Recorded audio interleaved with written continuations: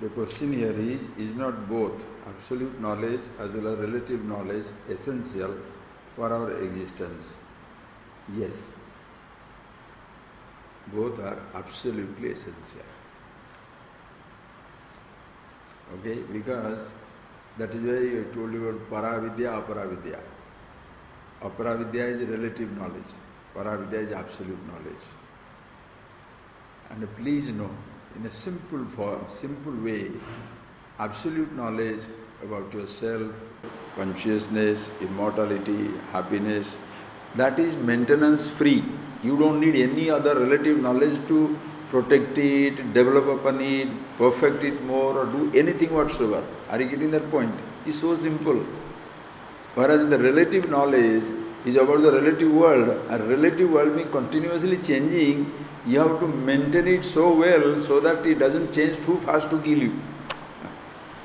Like a physical body can go crazy in few minutes, few days. And you need to know how to protect a tree, or else where are the gardens? Vegetable has to be produced. Animals, domestic animals to be protected. Your own physical body, forget others, protecting others. What to eat, what not to eat. If you don't have the knowledge, experiment on poison also, dead. So relative knowledge is absolutely essential. That is the beauty of this tradition. Paravidya, aparavidya. Dve vidye veditavye. Upanishad tells it, Mundaka Upanishad clearly says, Dve vidye veditavye. Two knowledge, two types of knowledge must be gained by everybody. Paracha, aparacha. Aparavidya. Aparavidya means Dhanurveda, Ayurveda, all these different types of Siksha, Kalpa, Vyakarana, Chandas, Jyotisha, Nirukta, etymology, grammar, language of different kinds, rituals, about the world, Bhuta Vidya, Preta Vidya, Nakshatra Vidya, material sciences, astronomy, astrology, name it. Life cannot begin with absolute knowledge. Don't be too idealistic. Switch off.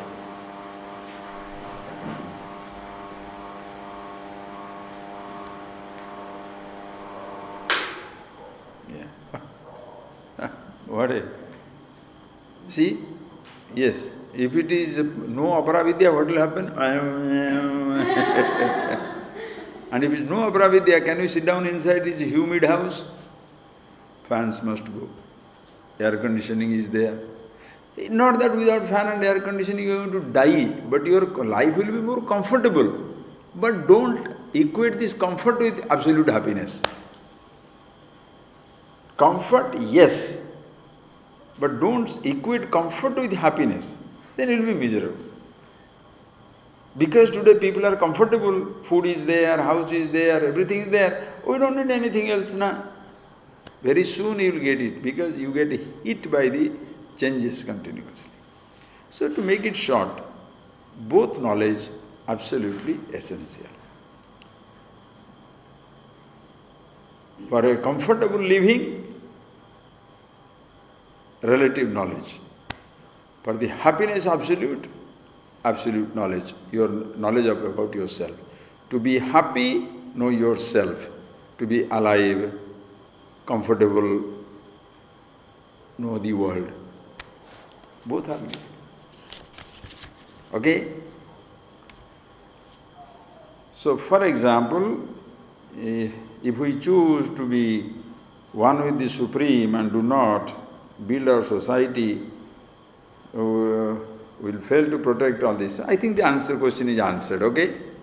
That's true. So absolute knowledge should be there, whereas relative knowledge is required. Okay, it's very simple. No overemphasis. What happens is, in most of the religious traditions, in the absence of the absolute knowledge, they become religious, waiting for the after death, not the here and now. So this world is neglected, as though luxury is a crime, living in comfort is a sin, austerity is divine, denial is spiritual.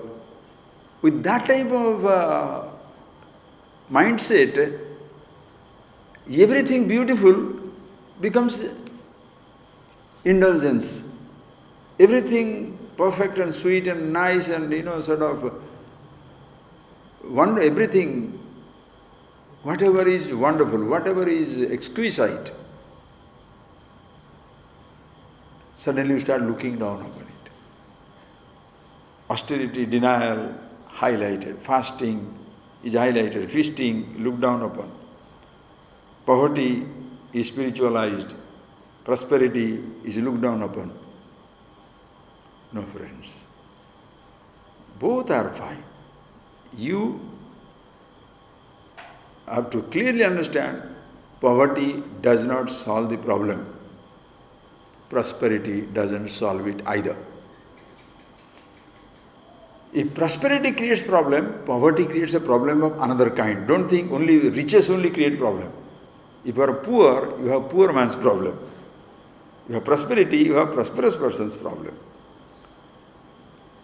But when you know the absolute, who you are, the absolute happiness itself, you can be happily prosperous and happily poor. Suppose you can't have it, not can't have it, you are a person, you don't want it. Why? In our tradition, that is how it was. 4 types of people. High living, high thinking. Think. Simple living, simple thinking. High living, simple thinking. Simple living, high thinking. See the 4 possibilities. Simple living, simple thinking. Like average person in a village. Are you getting that? In a forest dwellers in social villages. Simple living, simple thinking, no complications. There seems to be no conflict, but that's not ideal because you cannot maintain that status quo. It's not a static position. Life will continuously push it, change it. Some changes or other will come up in life. But anyway, simple living, simple thinking, people shall be appearing little more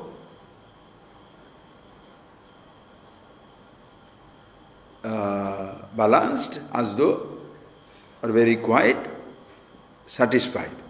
But that's not the truth. There won't be many problems anyway.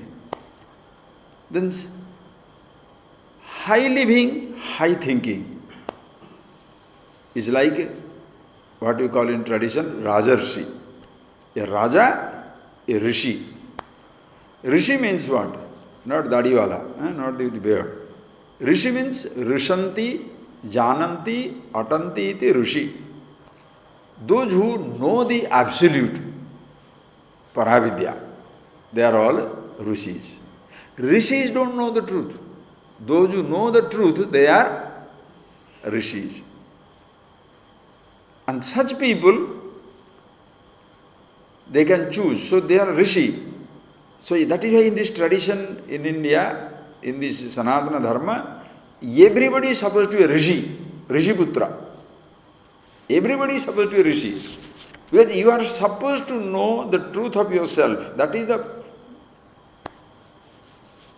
what shall I say, essential part. Everybody must know about himself. We have been seeing it in the class. Everybody can't be engineer, can't be doctor, can't be rich, can't be poor, can't be a man, can't be a woman, can't be a believer, can't be a non-believer. But everybody must be himself. Is it understood or not? So everybody is a Rishi. So it's a Rishi tradition, Rishiputra, everybody. That is why no touchability, untouchability in the Upanishadic tradition. What you are seeing is a misplaced thing, these divisions which are misunderstood. We'll talk about it later on sometime. We are right. Already there is a book on that. Okay. So, he is a Rishi and he decides very high thinking. And the simpler way out is simple living. High thinking, simple living. The head reels in absolute. The feet walk the ground. Very simple life. Food for sustenance, a house for comfort. Okay, the food for sustenance, a house for protection, just to comfort. Okay? Are you getting that? That much. Simple living. Such a person will be a great blessing to many because he shares the knowledge, but he can't share security because he doesn't have it to share it. He has the knowledge to share, but he has no material prosperity. He can't give food, he can't create a hospital, he cannot protect people. Very high thinking, a simple living, but a wonderful person because he is not a problem for anyone. Then there is another person. High living, high thinking, high living. So such a person who is high thinking, simple living, Brahmarshi. He is a Brahmarshi. Beautiful knowledge and very simple living.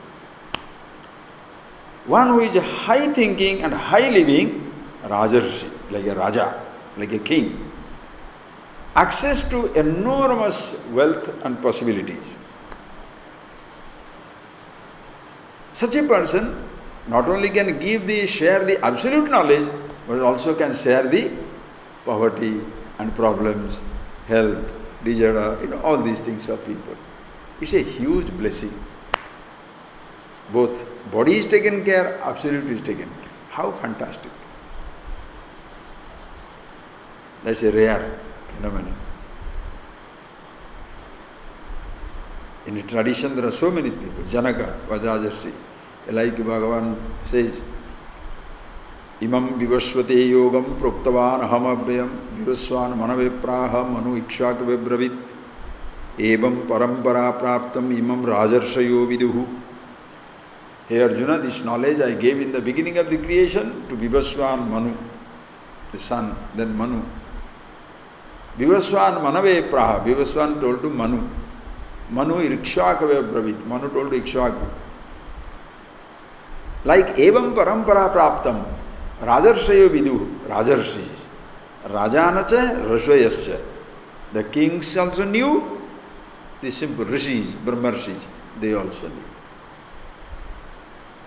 But hey Arjuna, mahata kalena yoga nashta parandava. In long period of time, yoga nashta, adrushyam gataha, Shankara says nicely. This knowledge is invisible. Now people are lost themselves in what? Now further, if it is Gita time, if it was lost, now it is totally invisible. What is available now? Just to jump the topic. Simple living, simple thinking, little bit available. High living, high thinking, never there, not much there at all. High thinking, simple living, little bit, if it is. And what is available now is high living, no thinking. That is the 21st century. 20th century. Why? Because the people, those who have taken over education, they have no high thinking. Only they teach high living. Technical thing nowadays. What is happening is these babies, youngsters, 20-year, 30-year-old getting huge packet, 100,000, 200,000. What will they do? High living. For whom? Me, my stomach. Nobody else. My dress, my car, my house. And if you have a wife, my wife or my husband. If you have a child, have a child. Nowadays, nobody has 4, 5, 10. That time is gone. You have no time to produce babies also. Are you getting that? So only half a child or 1, 1.5, 2, and something. You understand? Think. High living, no thinking.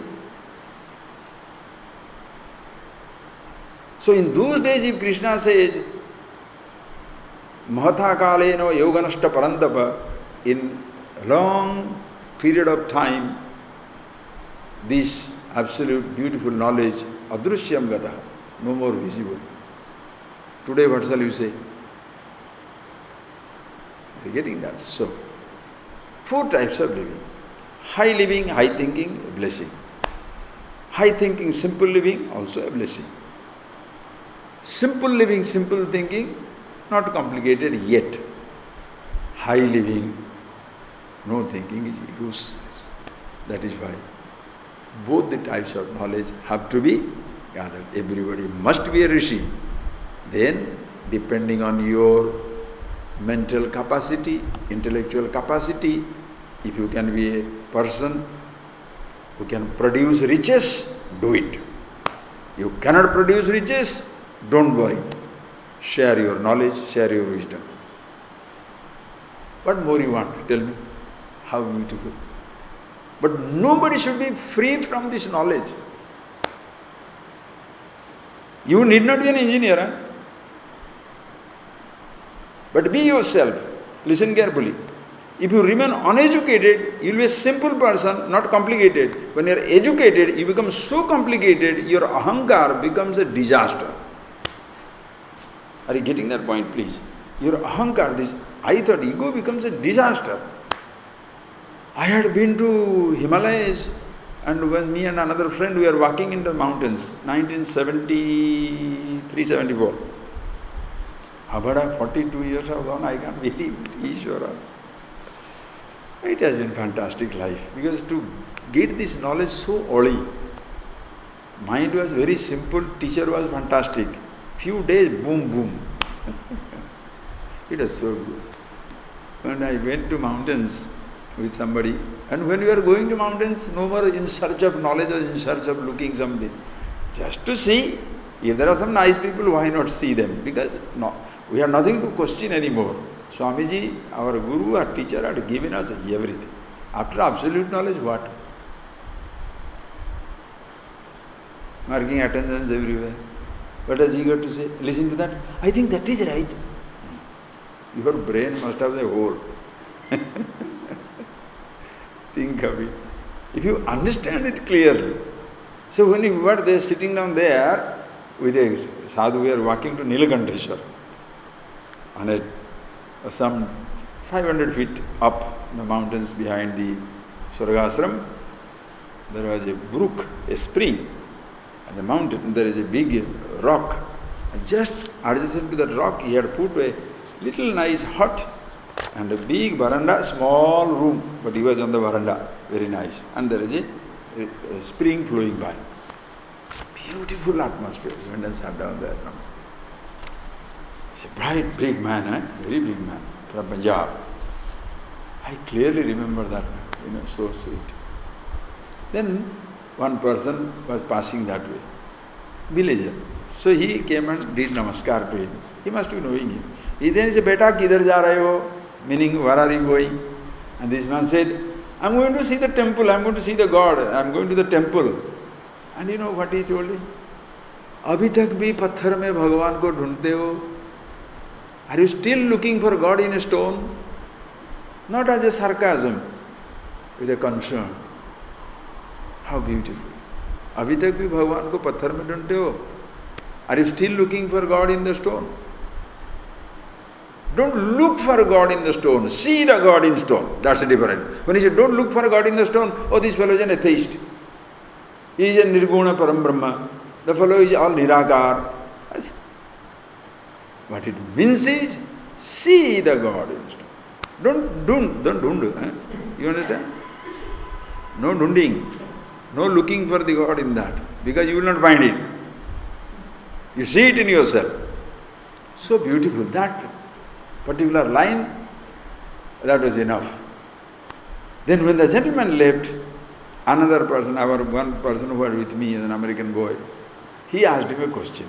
What is this ahankar? What is I thought? Ahankar.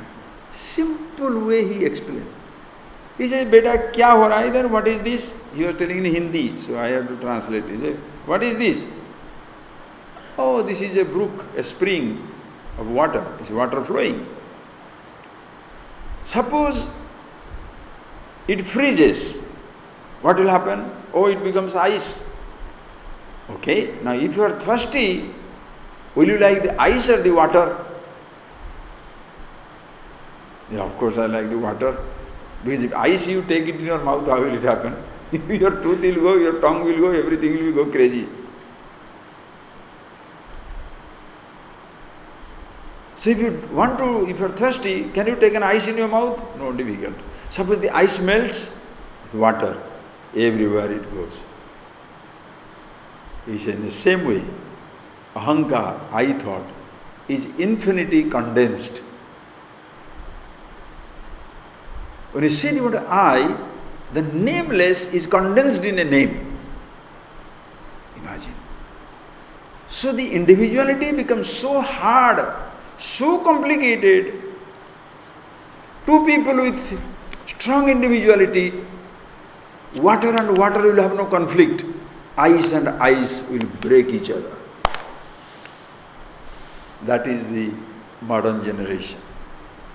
High, what happens? No, they are educated, picking up a new role, but there is no absolute knowledge. So an uneducated person becomes a simpler. Educated person becomes more complicated, becomes a false strength. I am rich, I am educated, I have a job, I have money, false confidence. And therefore, ice can't be comfortable with anybody, nobody shall be comfortable with him. The person becomes an isolated, lonely phenomenon. Think of it. Why people have no friends? Lonely. In a huge metropolis, millions of people are living. Nobody knows nobody. My flat, my house, your house, I don't know you, you don't know me. I'm busy making my money, you are busy making your money. Father doesn't see the child, child doesn't see the mother, mother doesn't see the husband, husband doesn't see the wife. Think of it.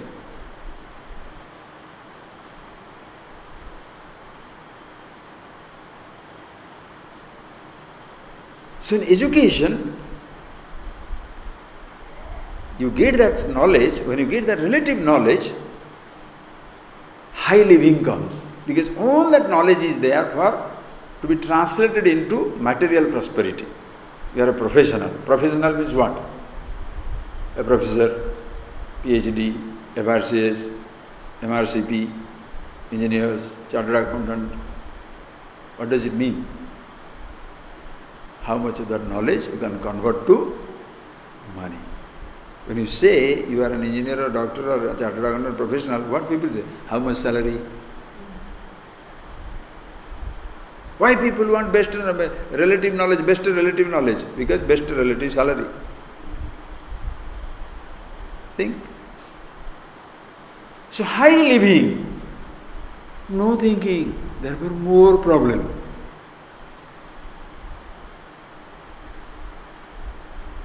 So if you know about yourself, it tempers, not tempers. It balances your life. You are happy, no more you are looking for happiness in those things. Therefore there is no frustration, no disappointment. You are happy and happily becoming a millionaire. Available for everybody. Like the nature you live. River gives you water, mountain gives you mineral, cows give you milk, sun gives you light, moon gives you light. Everything gives. Only human being grabs. When you are happy with yourself, you also open up. Why? Your happiness no more depends on hoarding.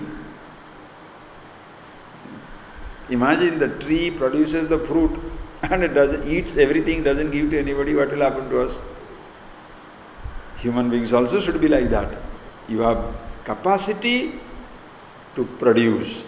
Others have the need to enjoy. This subject is never ending, sir. There are 7 billion people. Previously, imagine, one man earning my father's time, your father, your grandfather's time, one person earning 10 children, 12 children, sometimes volleyball team, football team in a house. 8 daughters, 7 sons, 7 daughters, 8 sons, 15 daughters, 5 sons, you know. It was like a football field. They were managing. Today it's finished. There are people getting married, very good, but they have already planned marriage but no children. Very expensive to manage. Imagine one person manages 7 to 8, with the amount of money you are earning, in a good salary, middle class salary, one person can manage 8-10 people easily. Grandfather, grandmother, father and mother, your husband and wife, that makes it 6. Then your children 3-4, let's say siblings, 8-10 people, usually they manage it. Just making for easy calculation. So 7 billion people, 7 billion means what? 7,000 million. 7,000 million means, if you divide into 10, how much? 700 million. If 700 million people work, 7,000 million can survive.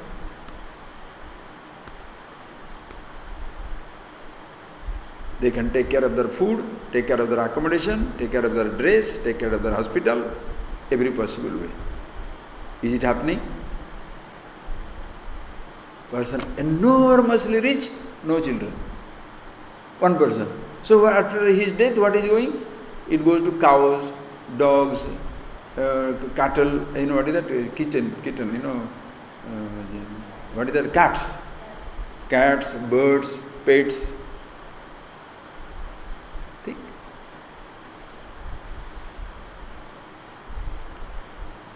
So, this knowledge is absolutely essential, friends.